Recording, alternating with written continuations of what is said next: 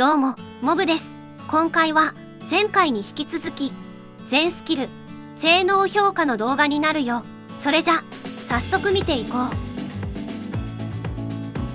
う。まずはアーマーブレイクの残影剣ルーンだよ。このスキルルーンは光属性が弱点のブレイクゲージありのステージで多く採用されるね。優秀な点としては光属性唯一のブレイク特大や使用中の無敵スキルを使用すると防御力を30秒間重複して増加できる効果を持っていることだね。さらに後藤会長のサポートスキルでも防御力を増加させることができ相性がとても良いよ。次は消滅撃ルーン。このスキルルーンは火属性が弱点のブレイクゲージありのステージで多く採用されるよ。また優秀な点としてチャージ型のスキルであり効果力を発揮できることや5秒間と短い効果ではあるもののクリティカルダメージを大きく増加させることができるよ。次は真空波ルーン。このスキルルーンは全てのルーンの中で一番汎用性が高いと思うよ。優れている点として風属性唯一のブレイク特大に加え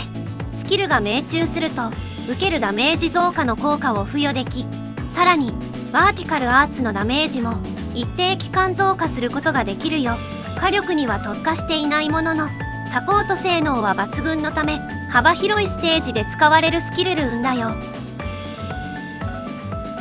次はアイスブレイクルーンだよ。このスキルルーンは水属性が弱点のブレイクゲージが多いステージで採用されるよ。優れている点としてスキル倍率がとても高く土器の戦場でも採用率が高いことだね。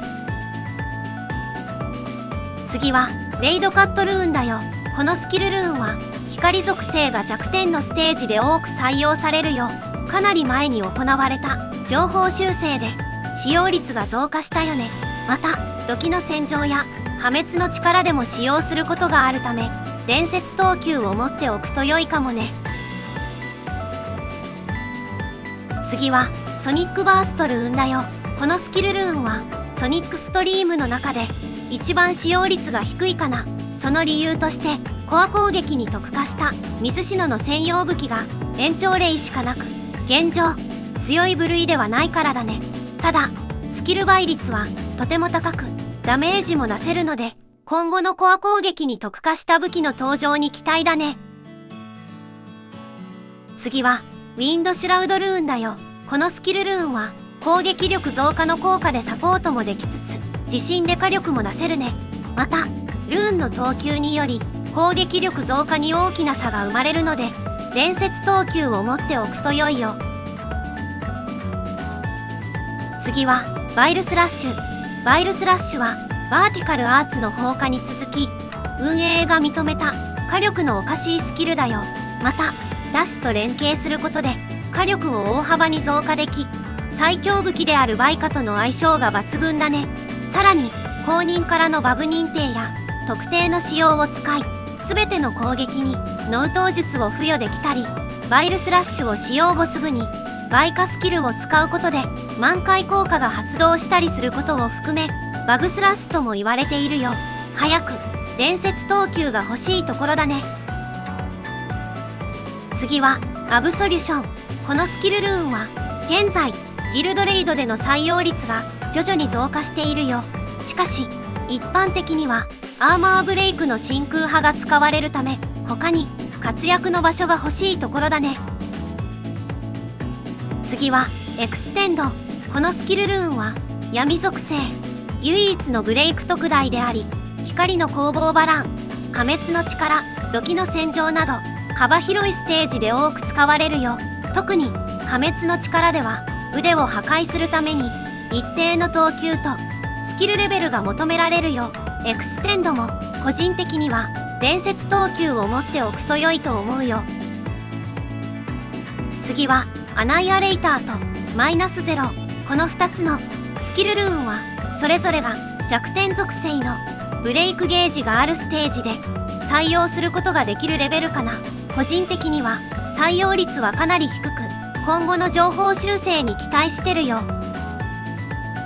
次は QTE スキルだよ。まずは影踏み。影踏みは極限回避、ブレイク状態になった場合、影のスキルを使用した場合に発動できるよ。効果は3秒間、敵の動きを非常に遅くし、15秒間、敵の防御力を 60% も削ってくれるよ。この影踏みの防御力減少の効果は、俺あらに存在する他の防御力減少 20% に比べ、単純計算でも3倍の効力を発揮するよ。しかし、防御力減少の効果は、効果が大きくなるほど、減少する数値も大きくなるため、3倍以上の力を持つよ。また、俺あらの敵の防御力は非常に高く、破滅の力換算では、影踏みの効果だけで、1.8 倍のダメージ量の増加が見込めるよ。影踏みは、最上級のデバフ型スキルだね。次は、吸収ルーンだよ。このスキルルーンは、戦闘に成功した場合に発動条件を満たし、ブレイク小ダメージ、また、共鳴効果を付与できるよ。共鳴効果は、水篠の武器の、キルダーウルフと似ていて、効果を付与してから、制限時間内にブレイクを完了させることで、ダメージ増加の効果を獲得できるよ。そのため、敵のブレイクゲージや、自分のブレイクスキルの、クールタイムを調整しながら戦う必要があるね。次は、爆裂ルーンだよ。このスキルルーンは、戦闘に成功すると、発動条件を満たし、スキルを発動するたびに、ダメージがどんどん増加していく部類だね。また、スキルによって、クリティカルが発動した場合には、ダメージ増加の効果を1重複追加で獲得でき、容易に最大まで稼ぐことも可能だよ。しかし、この爆裂ルーンを使用するステージがなく、崩壊 QTE の中では、一番使われていないのが現状かな。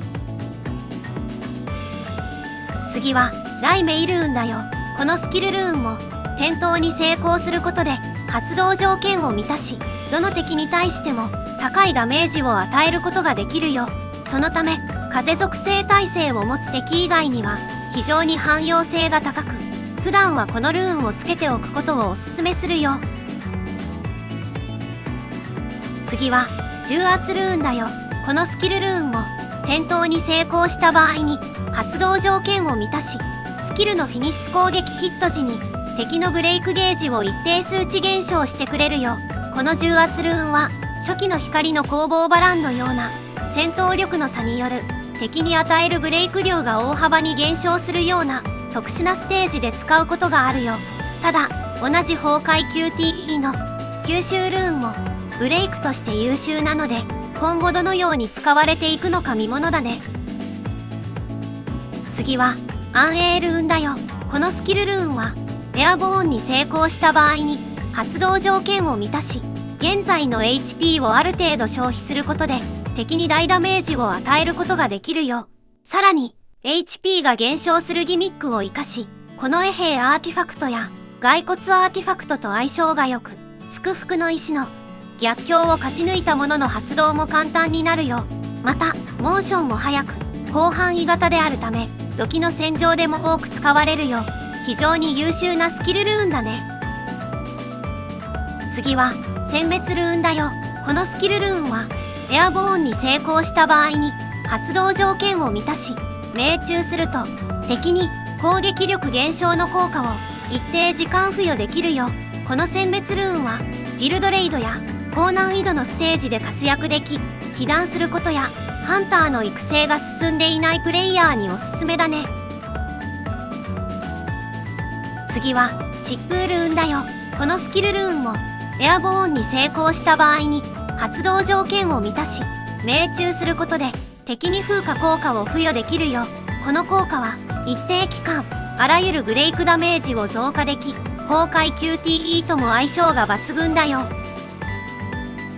次は、氷撃ルーンだよ。このスキルルーンも、エアボーンに成功した場合に、発動条件を満たし、命中することで、敵を氷結状態にし、大ダメージを与えることができるよ。現在は、ほぼ使用されておらず、前回の時の戦場で、使われたぐらいかな。